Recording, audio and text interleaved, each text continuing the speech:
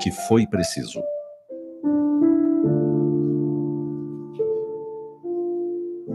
Vieram profetas e trovadores através dos tempos nas várias nações para conclamarmos a fraternidade e a paz.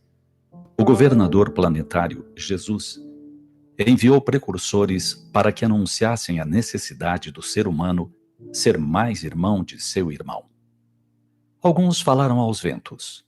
Outros tiveram suas vozes caladas pela nossa impiedade, que não desejava ouvir coisa alguma. Não queríamos alterar a nossa maneira de submeter o semelhante, de utilizar os bens da terra de maneira egoísta. Ambição, orgulho, poder concentrado em poucas mãos, ouro demasiado aqui, carência acolá. Uns nos vestindo de seda e púrpura, e outros com roupa rústica, grosseira. Então, o próprio Senhor da Terra veio estar conosco. Fez-se anunciar de forma inusitada por um coro angélico. Alguns poucos pastores no campo o ouviram. Na adolescência, demonstrou toda a sua sabedoria entre os chamados doutores do templo judaico. Em vão. Pareceu-nos um cometa, estabelecendo sua trajetória nos céus e desaparecendo na pequena cidade de Nazaré. Ele andou pelas estradas, falou a todos, convidando-nos para o seu reino, que não tinha aparências exteriores. Um reino especial na intimidade de cada um. Mas não o ouvimos. Sua poesia ecoou pelas montanhas, pelos vales, à beira do mar da Galileia, pelas estradas poeirentas da Judéia. Prometeu que mandaria outro enviado seu. E o fez. No século XIX, ressoou por toda a terra a renovação do convite. Vinde a mim, vós todos que estáis cansados e aflitos, e eu vos aliviarei.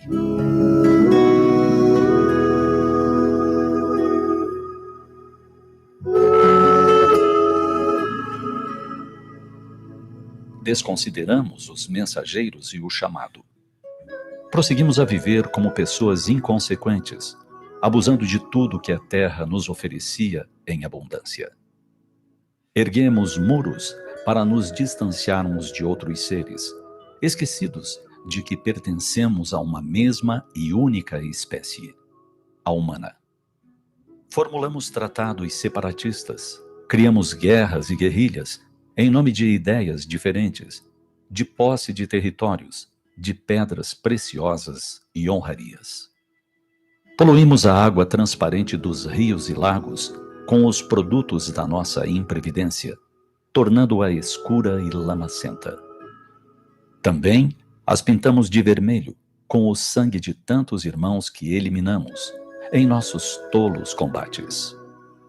Convites, chamados. São chegados os tempos. Anunciavam os mensageiros dos céus através de muitas bocas e de variadas formas. Continuamos indiferentes, como se fôssemos donos de tudo e pudéssemos comandar as próprias forças da natureza. Então, um vírus terrível nos alcançou. Alastrou-se rapidamente pela terra inteira. E tivemos que parar. Parar as guerras, parar as disputas, parar nossa sede de angariar moedas e mais moedas. Agora, o tesouro mais precioso é a vida, e ela nos exige medidas drásticas para sua conservação. Confinamento, higiene, reformulação de atitudes. A terra está voltando a respirar, e nós, os habitantes, estamos sendo convidados a repensar nossa maneira de ser, de agir, com o risco de não continuarmos sobre ela. Tempo de pensar. Tempo de reavaliar nossa própria vida. Tempo de pensar no bem de todos, na conservação do ar, da água, do clima, de tudo que nos é oferecido há tanto tempo e que desconsideramos. Tempo de refletir. Hoje, enquanto a oportunidade se faz.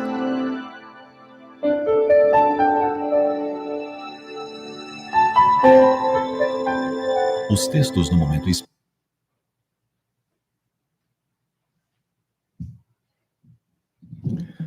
Boa noite. Meus amigos, amigas.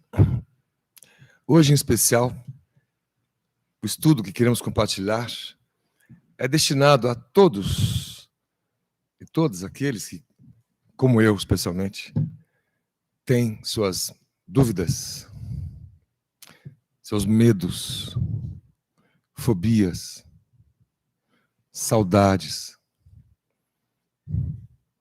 culpas, vícios, obstáculos. Cresci em berço espírita, peço licença para dizer no pessoal. Minha mãe me ensinou mais que o suficiente para eu ser uma pessoa muito boa, mas a distância desse projetado para o que sou me incomoda. E por isso, nós estamos compartilhando o estudo dos discípulos do Cristo. Esses iluminados que viveram a época e que também tinham, guardadas as devidas e gigantescas proporções, suas dúvidas, anseios, saudades, frustrações. Entre o grupo seleto, primeiro dos conhecidos 12 discípulos, que rapidamente se somavam às dezenas após os primeiros meses, quando Cristo se anuncia, chegando às centenas e aos milhares, logo após a crucificação, e ganhando todo um mundo, geograficamente, nos primeiros séculos seguintes, a força de uma ideia, de gente muito simples, cuja maioria não sabia escrever. Dentre os discípulos, dentre os demais. São dessas pessoas que nós queremos tirar um ou outro exemplo, histórias que os amigos já devem conhecer, pois que são conhecidas, mas algumas têm uma tonalidade espírita, por terem detalhes que estão nos livros como Boa Nova, de Chico Xavier, por Humberto de Campos, que trazemos aqui, outros de Divaldo Franco, o Espírito Amélia Rodrigues, entre outras obras. Então, aqueles de vocês, francamente, que reconhecem que são, como eu reconheço em mim, limitados para superar, às vezes, pequenas vicissitudes. Quando nós estudamos os mundos melhores, superiores, se a gente, por empatia, por um exercício da ciência da imaginação, chamado pela ciência como os testes, experimentos mentais, criados quase que por Einstein, que fazia experimentos mentais, não em laboratório. Fizéssemos um experimento mental do mundo adiantado, nós teríamos vergonha de coisas que nós fazemos hoje no nosso dia a dia. Pessoas a quem xingamos, comida que comemos. Os animais são tratados de outra forma nos mundos superiores. Nós chegaremos lá. Não é uma crítica agora, no sentido de que somos maldosos. Não, somos filhos de Deus, poxa, somos estrelas. Não somos qualquer coisa. Aliás, eu me acho tal, que minha mãe sempre diz, Daniel, você é um filho muito especial. Toda mãe fala isso para o filho, mas eu acho que a minha fala para mim de forma especial. Né? Então, quando vejo meus erros, vindo para cá, no trânsito tive a oportunidade de fazer o bem e dar uma passagem por um pequeno caminhão. Enquanto fiz isso, eu pensando, estou indo para a palestra e fazendo bem, eu sou sensacional. Tentando não fumar o cigarro que estava ali no porta-mala. Porque eu sou o oposto disso. E quando o motorista passou e não me agradeceu, eu pensei, eu não devia ter dado passagem para ele. Isso faz uma hora atrás, vindo para cá. A minha mãe mora muito longe e está viva. Mas parece que naquela hora ela estava no banco do passageiro. Puf, de repente. Filho, você vai falar sobre Jesus? Aquele que diz do amor incondicional. Você não impõe condições. Se o outro está te afetando, exercite o afeto pelo outro. Mas não vibre na mesma sintonia. Se ele está te magoando, não magoe. Isto é a essência fundamental, básica da fé que nós todos aqui acreditamos, que é o amor ao próximo. E o próximo é o próximo mesmo. Não é o próximo crianças de ONG de Natal, não é o próximo catadores uma vez por mês, não é o próximo, é o porteiro do dia a dia, do teu trabalho, o caixa do mercado, o caminhoneiro do trânsito. São essas pessoas a quem nós devemos exercitar a nossa caridade. Parar de achar que levar cesta básica uma vez por mês é fazer uma coisa transformadora, porque Jesus nos ensinou que não nos transformamos externamente, mas intimamente. Aliás, isso foi objeto de um conflito entre os discípulos depois da morte do Cristo, porque Tiago, por exemplo, queria que os convertidos a esta nova religião, chamada cristianismo, exercitassem as práticas judaicas, circuncisão, respeitar o sábado, as oferendas. Já Paulo, o apóstolo, falou, não, Jesus nunca fez isso, não criou isso. Nós seguimos ele como modelo e guia, como nós espíritos acreditamos. As primeiras reuniões, a primeira igreja quer dizer encontro, foi neste monte. Esta é uma foto da cidade, próxima de Cafarnaum. Esse é o lago de Genezaré, o mar da Galileia. E é num desses montes que Jesus dava os seus sermões, de forma predileta. Conhecemos o da montanha, o principal. Mas o Humberto de Campos diz que costumeiramente é o lugar predileto, preferido dentre os sermões. E aqui tem uma história que queremos contar, que é importante. Feita essa longa introdução, para dizer que a doutrina espírita, que é o cristianismo redivivo, está aí para nos consolar. Para nós que erramos, temos nossa consciência de culpa, fracassamos, fraquejamos, nos excedemos, erramos. Nós que nos sentimos culpados, amargurados, enraivecidos, possamos entender que é da nossa natureza temporária. Só uma fatalidade nos aguarda, conforme Joana de Anjos nos diz, que é a plenitude da vida. O exemplo está nessas sequências, que eu peço licença dos slides com a leitura, tirado direto desses livros citados. Jesus disse aos discípulos que eles fariam coisas incríveis. E por muitos séculos não se entendeu o que foi o Pentecostes, quando esses discípulos começavam cada um a falar numa língua diferente. A ciência espírita estudou isso, chamando de xenoglossia, o médium, que pode dar comunicações em línguas diferentes que ele mesmo, eventualmente, não conheça. Os apóstolos registram, isso está em Atos dos Apóstolos, que depois da fala de Pedro, provavelmente ali se converteram 3.000 pessoas. Converteram no sentido de pessoas que se iluminaram, se esclareceram, se consolaram com o conceito dado por Pedro, aprendido de Jesus, da vida eterna. A vida continua. Seja no sol, seja na lua, como diria um poeta. A vida é imortal. Nosso pai, nossa mãe, nosso avózinho, nosso filho, nosso amigo que já nos deixou nesta vida, não deixaram de existir.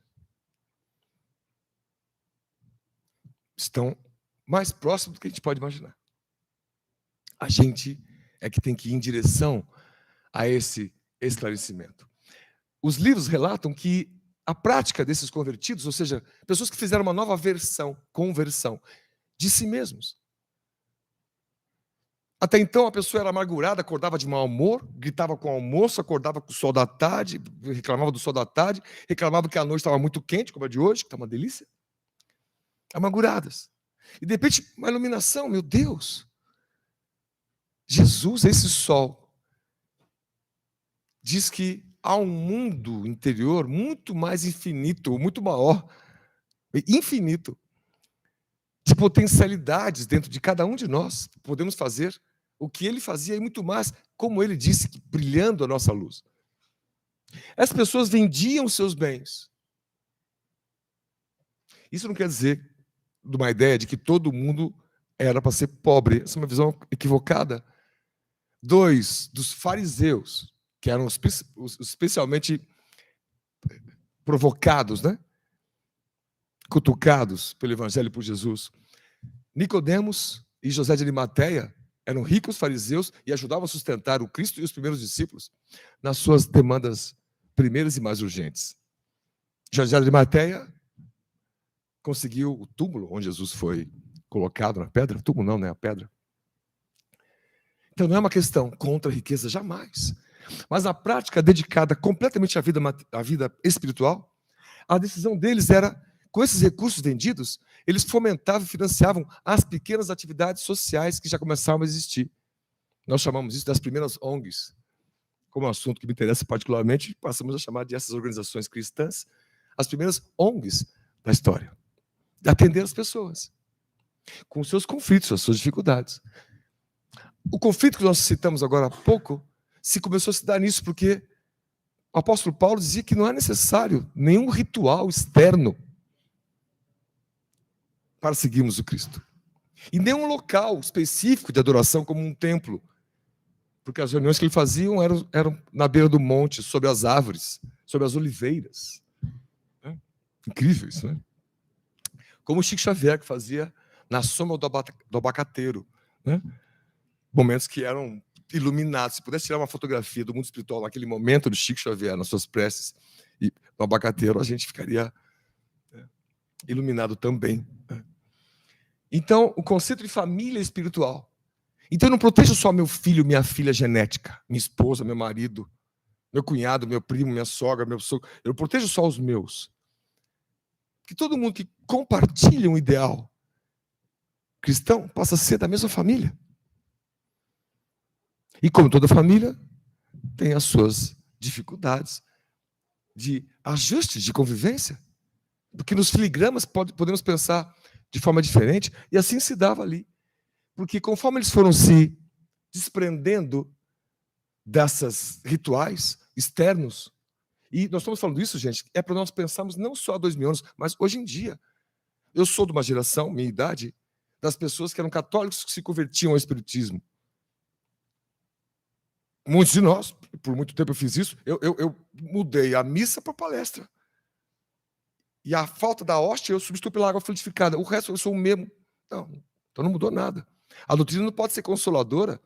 Se não te consola, você não entendeu a doutrina. Se tem 2 túnicas, dê uma que não tem. É a essência da doutrina. É a essência da caridade. Não pode sobrar comida na tua casa, você jogar fora. Tem gente passando fome e é de verdade. Não pode a gente achar que numa chuvarada que dá, com pé de granizo, está tudo bem. Nós conhecemos pessoas que não têm casa. Aliás, a Casa Espírita está fazendo uma campanha para a casinha da senhora. Nós vimos no Facebook, mas está em pé a campanha ainda, né? Está em andamento. Gente que não tem casa para morar, a 5 minutos da gente. O que faz um cristão desesperadamente ou equilibradamente se interessa por esse assunto? Pelo outro, pelo próximo. Né? Então eles procuravam seguir Jesus na íntegra, né? Onde o templo é a natureza, a vida é amar e compartilhar, para que todos se eduquem e curem suas almas, sua psicologia, muito mais do que a cura do próprio corpo. Também está na essência. A nossa doença física é manifestação da nossa doença psicológica, espiritual. Né? Portanto, o conceito da vida, que toda a vida e a natureza seguem, que tudo há um começo, meio e fim, ganha uma outra interpretação. O fim não é o significado de conclusão, término. Para Jesus, o começo, nosso nascimento, o meio, a reencarnação, a vida, o próximo, o outro, querida. E o fim é a finalidade, não é o fim de término. Nós temos uma finalidade, que é amar, aprender a amar. Mas quer dizer que eu tenho que amar aquele líder político que eu odeio? Sim. E o outro que eu também odeio? Sim, também. Porque se você odeia, você ainda não aprendeu a amar. Se você tem raiva, você ainda não aprendeu a amar. Se você fala de alguma pessoa com a maledicência, porque nós ainda não aprendemos a amar. E a maledicência graçou solta, inclusive nessa época. Também. Essa igreja iniciante, que começava a ganhar o mundo, inclusive chegando às portas de Roma, começava a criar para os judeus ortodoxos uma dificuldade incrível e começaram a plantar o que seriam as primeiras fake news da história, de que os cristãos, quando se reuniam, exerciam canibalismo, faziam práticas abomináveis com crianças. E essas notícias se espalhavam pelo povo, que passou a ter raiva. Uma notícia plantada pelos inimigos. Até quando se dá o primeiro martírio.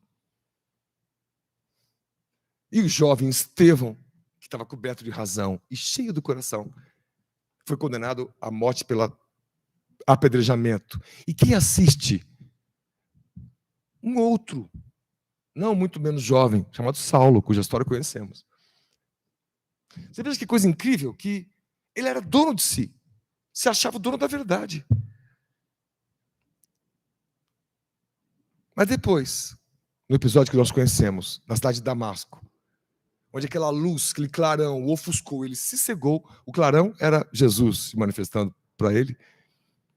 Ele é curado depois por Ananias, tem a companhia de Barnabé, mas agora cego, até que ele seja curado, nós podemos fazer a seguinte interpretação: cego, ele estava antes, quando ele achava que ele era dono da verdade, dono da razão.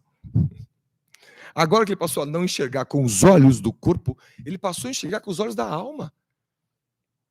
E deste cara que arrepiava os primeiros cristãos, criava medo pelo arrepio, pela provocação, se pegasse a justiça, era o apedrejamento, a morte pelo apedrejamento, é uma morte terrível.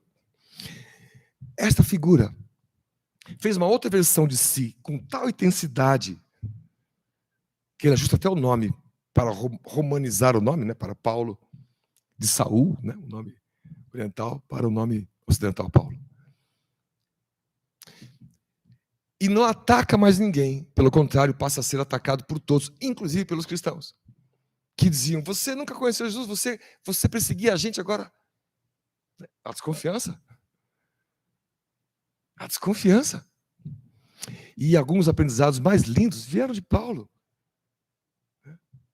O amor tudo suporta, tudo crê. Vem de Paulo. Vem de Paulo. Preso em Roma por 5 anos, transformou a prisão nos momentos mais incríveis da sua vida, porque foram ele escreveu as epístolas, que ganharam o mundo. Então, para um cristão, para todos nós que aqui estamos, a nossa missão é vencer-nos a nós mesmos e não o outro. A evolução é individual. Vamos parar de olhar o outro, culpar o outro. Não existe terceirização no mundo espiritual. A evolução é nossa. É individual. A decisão é tua do quanto você quer sofrer. A decisão é tua do quanto você não quer se esclarecer e não quer se consolar. A decisão é tua se você quer diminuir tua autoestima, confundindo isso com humildade. A decisão é tua se você quer estar cheio de si com autoestima e confundir isso com orgulho, prepotência ou arrogância. A decisão é sempre nossa. O que nós devemos fazer? E quem diz não sou eu, são as Escrituras. É perceber que por trás das letras do Evangelho tem sentimento. Não é emoção, a flor da pele, é sentimento. Esse é o nosso exercício, como está no Evangelho segundo o Espiritismo. No início nós só tínhamos instintos mais avançados e corrompidos, tínhamos sensações. Mas instruídos e depurados, temos sentimentos. E completa o Espírito dizendo, ipsis literis, e o amor é o sentimento por excelência. Ora, é isso. Uma vez, nós já citamos isso aqui, uma ex-aluna disse isso, nós comentamos isso na universidade, e ela comentou assim: professor, eu posso fazer todo o esforço do mundo, mas amar o meu ex, impensável. Ela falou. Exatamente. É esse impensável que é o grande exercício da vida. É o grande exercício da vida. A gente achar que a gente não pode fazer. E como diz Jean Cocteau, um cineasta, não sabendo que era impossível, ele foi lá e fez. Esses primeiros discípulos tinham suas dúvidas. Aqui a foto também do mesmo monte, o mar, Cafarnaum, e é possivelmente neste trecho, em algum local aqui, que a foto é real, é de lá, que eles se reuniam, e depois da morte do Cristo, os cristãos iam instintivamente, todo fim de tarde, para lá, debaixo de algumas árvores, conversar sobre o Evangelho. Porque não havia livros, não havia ainda as Escrituras, não havia o Evangelho de Mateus, que veio depois de Marcos, e os sinóticos, né? Marcos, Lucas e Mateus, e o João, que é um evangelho separado. Né? A tradição era oral, era um contar para o outro. Contavam entre eles, eles contavam as suas dúvidas, as suas dificuldades. Pedro contava a dificuldade que ele tinha, às vezes, de se superar, de se vencer. Há um embate do conflito, conhecido como a questão de Antioquia, né? Pedro, de um lado, com Tiago, defendendo que os judeus e os cristãos que eram gentios não se misturavam, né? E Paulo falou dizendo, gente, não existe separação para o cristão. Não existe alguém pior ou melhor para um cristão. Somos todos irmãos nesse sentido, né? E para a gente ir adiante, isso aqui está certo? Tá, né? Está aqui?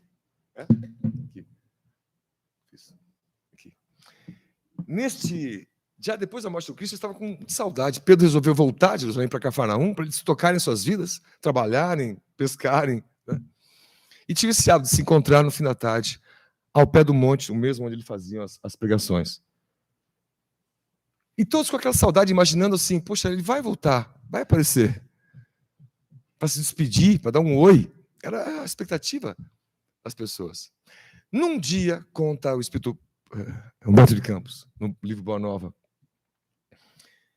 muitos começavam a sentir instintivamente uma coisa muito forte. Dizem, é hoje. Ele vai aparecer hoje. No fim da tarde, estavam lá, como de costume. E foram chegando poucas centenas, perto de 500 as pessoas. Desses primeiros cristãos. Né? Haviam já muito mais. Esses que se reuniam em Cafarnaum. Já haviam sementes do mundo afora. Né? Numa tarde, e vou pedir licença para ler, então, na sequência, 3, 4 slides, que é Humberto de Campos, muito melhor ler o que ele diz do que a gente interpretar. Numa tarde de azul profundo, a reduzida comunidade de amigos do Messias, ao lado da pequena multidão, reunia-se em preces no sítio solitário. João havia comentado as promessas do Evangelho, enquanto da encosta se amontoava a assembleia dos fiéis seguidores do Mestre. Viam-se ali algumas centenas de rostos embevecidos e ansiosos. Eram romanos de mistura com judeus desconhecidos, mulheres humildes, conduzindo os filhos pobres e descalços, velhos respeitáveis, cujos cabelos alvejavam de neve dos repetidos invernos da vida. Eram esses que estavam ali, ouvindo. Né? Nós comentamos ali todo fim de tarde. Porque a caridade não se exerce uma vez no mês, uma vez na semana, para repetir o que falamos. Assim como eu cresci, a minha geração de espíritas faz o evangelho no lar uma vez por semana. É lindo isso. A sugestão é que avancemos. Para a gente não achar que aquele local, aquele momento é o momento do evangelho. Senão o teu filho vai achar que aquele momento é o momento, puxa, tem que fazer prece. Evangelho é todo dia. Evangelho é contar uma história rápida de meio segundo para tua filha, para o teu filho, para o teu jovem. É trazer para a realidade. Não é? Tem histórias fantásticas de jovens cristãos, de mártires, de jovens atuais lutando. Tem muita história para ser contada. Né? Neste céu azul, muito azul, como em festa para receber a claridade das primeiras estrelas, parecia descer uma tranquilidade imensa que envolvia todas as coisas. Foi nesse instante, de indizível grandiosidade, que a figura do Cristo assomou no cume iluminado pelos derradeiros raios de sol. Peço aos amigos, o exercício de imaginação de Einstein, que posso imaginar esse método. Ali está a praia, que é o mar da Galileia. Aqui tem um monte, verdinho, tem umas árvores. A gente está escutando o apóstolo João falar. Pensa que oportunidade. E com aquela sensação de que algo muito grandioso está para acontecer. Foi nesse instante de indizível grandiosidade que a figura do Cristo assomou no cume iluminado pelos derradeiros raios de sol. Era ele. Seu sorriso desabrochava tão meigo como ao tempo glorioso de suas primeiras pregações. mas de todo o seu vulto se irradiava luz tão intensa que os mais fortes dobravam os joelhos. Alguns soluçavam de júbilo, presas das emoções mais belas de sua vida. Aos mãos do mestre, tomaram a atitude de que abençoava, enquanto um divino silêncio parecia penetrar a alma das coisas. A palavra articulada não tomou parte naquele banquete de luz imaterial. Todos, porém, lhe perceberam a amorosa despedida e, no mais íntimo da alma, lhe ouviram a exortação magnânima e profunda. E o Humberto de Campos coloca no livro Boa Nova a palestra que Jesus deu, a fala, cujo trecho nós tiramos aqui. Ele põe entre aspas. Jesus diz: amados, e cada um se afigurou escutar na câmara secreta do coração a voz de Jesus. Ele continua: eis que retorno à vida em meu Pai para regressar à luz do meu reino. Enviei meus discípulos como ovelhas ao meio de lobos, e vos recomendo que lhes sigais os passos no escabroso caminho. Depois deles, é a vós que confio a tarefa sublime da redenção pelas verdades do Evangelho. Eles são os semeadores, serão os semeadores. Vós sereis o fermento divino. É como se Jesus estivesse falando para todos nós neste momento. Instituo-vos, os primeiros trabalhadores, os herdeiros iniciais dos bens divinos, para entrardes na posse do tesouro celestial. Muita vez experimentareis o martírio da cruz e o fel da ingratidão. Em conflito permanente com o mundo, estareis na terra, fora de suas leis implacáveis e egoístas, até que as bases do meu reino de concórdia e justiça se estabeleçam no espírito das criaturas. Negai-vos a vós mesmos, como neguei a minha própria vontade, na execução dos desígnios de Deus, e tomai a vossa cruz para seguir-me. Ele exorta os discípulos, dizendo que viver esta vida de amor ao próximo parece, no rompante poético de um jovem, ser uma vida perfeita, imaginária, e se frustra ao saber que vai se deparar com pessoas próximas que vão te atingir. Quando alguém muda profundamente, ele sabe que mudou, está no seu íntimo a sua luta, mas os que estão em volta não raramente falam assim: duvido. Espíritas que são espíritas, que creem na evolução, porque esse é o papel da reencarnação. Passados 20 anos que alguém fez alguma coisa que lhe magoou, a pessoa fala: aquele lá não perdoa, não. A pessoa é daquele jeito. 20 anos depois, será que continua sendo? Você não vai perdoar nunca? O problema do cristão de não perdoar é que ele não entendeu o que é ser cristão. O cristão, então, não guarda mágoa. Estamos dizendo aqui por hipótese, porque eu sei que é difícil. Eu tenho mágoa de quando eu tinha 2 anos da minha irmã, sabe como? Guardado no meu bolso. Quando era de Natal, eu lembro dela. Lembra daquilo lá? Eu era um bebê, você tirou a bola de mim? A gente não faz isso? Fica guardando rancor, guardando. Depois adoece. Como diz o médico, o doutor Marco Aurélio: quem ama não adoece. Ele já desencarnado, né? Mas não porque não amou. Desencarnou porque teve um problema de coração mesmo. Doutor Marco Aurélio, de saúde. Bom, para fechar, ele conclui o capítulo Método de Campos. Depois da fala do Cristo: os primeiros astros da noite brilhavam no alto, como flores radiosas no paraíso. No Monte Galileu, 5 centenas de corações palpitavam, arrebatados por intraduzível júbilo. Quem são? Velhos trêmulos encarquilhados desceram em costa, unindo uns aos outros, como solidários para sempre, no mesmo trabalho de grandeza imperecível. Anciãs de passo vacilante, coroadas pela neve das experiências da vida, abraçavam-se às filhas inertas, jovens e ditosas, tomadas de indefinível embriaguez da alma. Romanos e judeus, ricos e pobres, confraternizavam, felizes, adivinhando a necessidade de cooperação na tarefa santa. Os antigos discípulos, cercando a figura de Simão Pedro, choravam de contentamento e esperança. Entre os 12 discípulos, pescadores, um publicano, um cobrador de imposto. Entre os 72 que foram enviados, vários convertidos como Zaqueu. Entre os 500, pessoas do dia a dia. Esse texto para mim foi assim, como se aquelas pessoas que a gente olha no dia a dia, como se não fosse ninguém. Como se fossem pessoas que merecem a nossa caridade da doação de alguma roupa, pessoas simples e pobres, e a gente não sabe que entre estes estão os iluminados. Não é a gente que faz palestra, vai para o YouTube e vai não sei o quê. Não é, mas não é mesmo. E esta é a prova. É a gente que faz o bem e que não aparece, mas planta sementes que são imorredoras, são intransponíveis, elas são infinitas, são transformadoras. É dessa gente toda que às vezes a gente aponta o dedo e entre eles tem estrelas cujo brilho a gente não consegue ver porque estamos cegos, como o Saulo estava.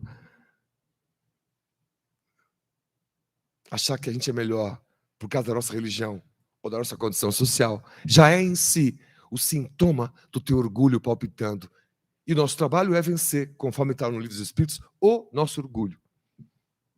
Portanto, é vencer a mim mesmo e o nosso egoísmo, as duas chagas da humanidade, segundo os Espíritos. E, portanto, está em mim mesmo.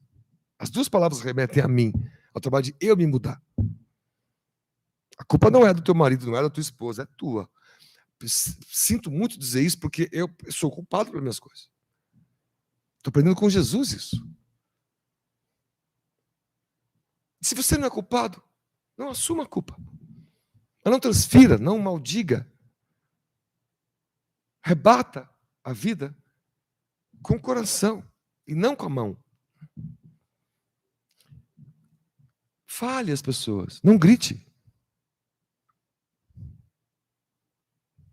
Console as pessoas. Não critique. Por fim, falamos desse incidente, quero fechar com essa foto, porque já Maria, mãe de Jesus, já mais avançado no tempo, João, conforme predito por Jesus, está aí na cidade de Éfeso, na Turquia, onde hoje é Turquia, e vai buscá-la, para ela ir morar com ele. Porque Jesus falou, eis aí teu filho, lembra disso? Da crucificação? Né? E ele comenta, ainda jovem, ele era o discípulo mais jovem, comenta com ela os sonhos que ele tinha, dizendo que, ó, eu vou conseguir uma casinha, e de fato a passagem, aqui não é a casa original, porque era uma choupana original, mas é no local onde João conseguiu uma casinha e viveu com Maria Santíssima, né, onde ela desencarnou, né, onde João fez a sua vida na cidade de Éfeso, até ser preso e ir para a ilha de Patmos, mas foi o único discípulo que não sofreu martírio, né, que não morreu por forma assim violenta. E esse local era algumas léguas de Éfeso, em cima do montezinho, onde dava para ver o mar, quase isolada, diz Humberto de Campos. A ela se referindo, e peço licença para ler novamente, para fechar. Um dos membros da família real de Adia Bene, convertido ao amor do Cristo, família real daquela época, doaram uma casinha pobre ao sul de Éfeso, distando 3 léguas aproximadamente da cidade. A habitação simples e pobre demorava num promontório, de onde se avistava o mar. No alto da pequena colina, distante dos homens, e no altar imponente da natureza, se reuniam ambos para cultivar a lembrança permanente de Jesus. Ambos, Maria e João. Maria, mãe de Jesus, né? E João, o apóstolo. Estabeleceriam um pouso e refúgio aos desamparados, porque isso está na essência daquele que se converte pelo Evangelho de Jesus. A nova versão de mim mesmo, não importa quem mim seja, quem eu seja, vai sempre pensar em ajudar os desamparados, porque assim eu amparo a minha alma que estava antes desamparada. Na essência. Isso é a tarefa do dia. Não é um projeto do ano, pontual, local. Essa tarefa dos segundos, da respiração em si, da própria vida em si. Né? Ensinaria as verdades do Evangelho a todos os espíritos de boa vontade e, como mãe e filho, iniciaria uma nova era de amor na comunidade universal. Sua choupana era então conhecida pelo nome de Casa da Santíssima. Ele conta como é que isso começou, o apelido de Maria, Mãe de Jesus, como Maria Santíssima. O fato tivera origem em certa ocasião, quando um miserável leproso, depois de aliviado em suas chagas, lhe osculou as mãos, reconhecidamente murmurando: Senhora, sois a mãe de nosso mestre e nossa mãe santíssima. E essa expressão dele pegou e passou para a história. E as pessoas então começaram a ir lá, numa casa afastada, para serem amparadas, para ter uma palavra amiga, o atendimento fraterno que o Ricardo está fazendo aqui. E chegavam e diziam assim, nossa mãe, minha mãe, se referindo a Maria, mãe do Cristo, que saía e ia atender. E ele comenta, e nós vamos fechar então aqui com esse slide. Né? Minha mãe, lá em cima, diz um dos mais aflitos, como poderia vencer as minhas dificuldades? Veja a pessoa tendo a oportunidade de chegar para Maria, né? Fala, mãe Santíssima, como é que eu venço minhas dificuldades? Eu não consigo parar disso, não consigo parar daquilo, eu tenho dificuldade de me superar, eu tenho dificuldade de me vencer, eu tenho dificuldade de assumir meus erros, assumir minhas limitações. E ela diz, ele diz, sinto-me abandonado na estrada escura da vida. E ela, Maria lhe enviava o olhar amoroso da sua bondade, deixando nele transparecer toda a dedicação enternecida no seu espírito maternal, dizendo, isso também passa. Isso é uma coisa muito comum de Chico Xavier, que ela tinha uma ligação com Maria Santíssima meio online, né? Se referia a ela sempre como Maria Santíssima, que dizia muito isso também. Isso também passa, meu filho. Para que nós tenhamos temperança, calma. Essa dificuldade vai passar. Enxergar o quadro todo é enxergar a vida eterna, é consolador, porque deixam pequenos e diminutos nossos problemas do dia a dia, que hoje parece que são invencíveis, intransponíveis. Nós somos maiores do que eles. Senão Deus teria feito alguma coisa de errado no seu projeto. E nós podemos garantir que não há nada de errado no projeto divino. Nem com a raça humana. Estamos no caminhar. Né? E a passagem final, que me emocionei demais quando estava estudando isso, é a amargura que Maria foi sentindo, já idosa, já indo para a idade mais avançada, de quando começaram as perseguições aos cristãos, a morte de Estevão e outros episódios terríveis, ela começou a ficar muito preocupada, ressabiada. E numa dessas noites de prece intensa, né, íntima, bate à porta mais um daqueles mendigos para ser atendido. Né? Minha mãe, exclamou o recém-chegado, como tantos outros que recorriam ao seu carinho, venho fazer-te companhia e receber a tua bênção, diz o homem. Maternalmente, ela o convidou a entrar, impressionado com aquela voz que lhe inspirava profunda simpatia. O peregrino lhe falou do céu, confortando-a delicadamente.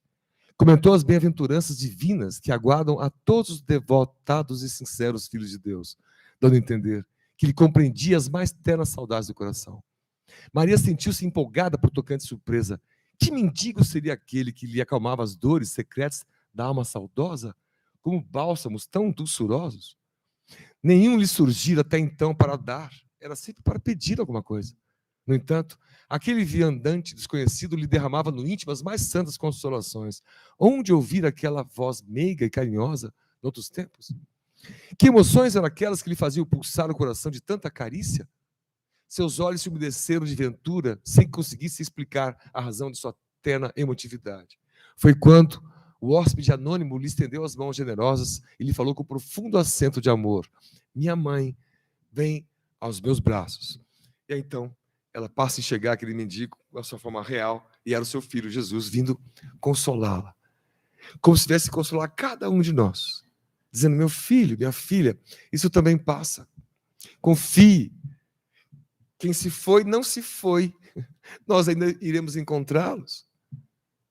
Não se apequene, não se diminua. Não aniquile seus sonhos de jovem ou de criança, com a sisudez da maturidade. Não deixe de acreditar no ser humano. Porque enquanto tem um matando, tem outro amando. E no mundo há muitos mais amando do que matando. Pode parecer que não, porque quem mata faz estardalhaço. E quem ama, ama sem mostrar. Porque o amor não precisa ser mostrado. Ele é muito sutil para ser fotografado. É um olhar de mãe. É o atendimento de alguém, de uma empresa, de um caixa que atende sorrindo. É um carinho de um passante, uma buzinada de oi para alguém no trânsito. É olhar teu filho, olhar teu pai, tua mãe. É dizer eu te amo, vencendo a timidez. É dizer me desculpa. É dizer eu errei.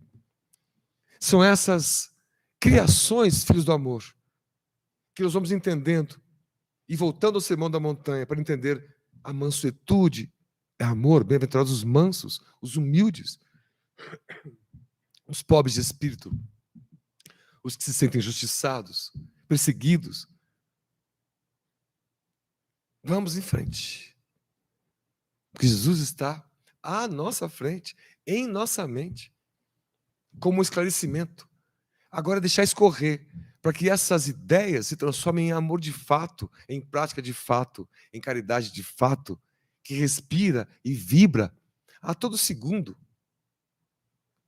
Não existe mais a externalidade, o fazer o bem para tirar uma foto para o Facebook. Porque essa prática externa do ritual de abater um animal para oferecer para os deuses, os romanos faziam isso com os deuses pagãos, os judeus faziam isso com o seu Deus. E Jesus disse, não é nada preciso, o que é preciso é o sentimento. E eu estarei aonde vocês me chamarem. Que todo templo, ou toda a natureza, é o seu próprio templo. E cada um de nós tem um templo dentro de si. É o seu próprio corpo. Para cuidarmos dele. Cuidarmos da nossa saúde mental, nossa saúde espiritual. Nos inspirando nessas vidas santas. E que não estão distantes de nós. Por isso que eles apresentavam seus conflitos. Tiago não gostava do cristão que era recém-convertido e não passava pela prática judaica. Ele não almoçava na mesma mesa. Paulo repreendeu isso. Vocês não podem separar assim. Separação para o cristão, não. Divergência, sim. De sentimento, nunca. Frase de Lins de Vasconcelos. Divergir, sim. Tem uma ideia diferente de você. De sentimento, não. Deixei ele gostar de você. Esse é um exercício que, para mim, pegou fundo nesses últimos anos. Não sei para vocês. Mas, para mim, eu pensei, eu faço o quê? Não pode vibrar mal, porque Deus fala que isso é errado. Dá vontade de vibrar mal, né? Para a pessoa, né? Como é que a gente faz para vencer? Vencer-se. Vencer-se. Nosso orgulho é nosso ismo que falam alto quando nós temos dificuldade de enxergar o outro como irmão. Como irmã. E é isso que nós queremos deixar para os amigos, né? De Saulo, de Maria, de João, de Barnabé, de Ananias e tantos outros, de tanta gente. Como diz Emmanuel, desconhecida e que mudou a história. Ou como diz Kardec na Revista Espírita, analisando os espíritos superiores que moram no Júpiter, que o mundo é formado por grandes religiosos? Não. Aqui, muitas mães que cuidavam dos seus filhos deficientes, muitas filhas que cuidavam das suas mães deficientes por anos. São essas as missões. São essas almas dignas, grandiosas. São estas que nos inspiram, né, a ir em frente. Meus amigos, estamos combinados? Estamos combinados? Vamos fazer a nossa e dar sequência às nossas atividades. Obrigado a todos pela paciência, que é uma virtude que nós também buscamos, nosso Deus. Como se fosse a ciência da paz. Como se fosse conhecimento. Que as virtudes mais nobres, mais essenciais, são aquelas feitas do sentimento. Nosso Senhor Jesus, nós te pedimos ânimo para seguir teus passos de luz, para seguirmos confiantes nessa estrada que é a própria vida. Nós te pedimos perdão pela nossa limitação, pelo nosso erro, pela repetição do nosso erro. Mas nós te pedimos também ajuda para superarmos a nossa pequenez e a nossa própria limitação. Nosso Senhor, nós te pedimos que os espíritos luminares que trabalham na tua seara ilumine a cada um de nós aqui em particular, nas suas necessidades mais íntimas, como Maria fez, com cada um que lá foi buscar uma palavra amiga e fraterna. Abençoa a nossa família.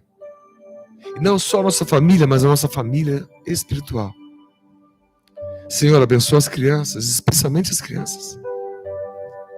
aquelas que não têm acesso à boa comida, à alimentação, a que não têm acesso à educação. Cuide, Senhor, para que elas tenham. Nós te agradecemos por tudo que somos, por tudo que temos, pelo que não temos, pelo que não somos. Te agradecemos por guiar nossas vidas em tua direção, mesmo que às vezes nós sigamos na contramão. Nós não perdemos a capacidade de acreditar que podemos dar a volta e uma vez mais por cima ficar, inspirando-nos nas estrelas e na tua mensagem magnífica. Nosso Senhor Jesus, fique conosco hoje e por todos os dias das nossas vidas.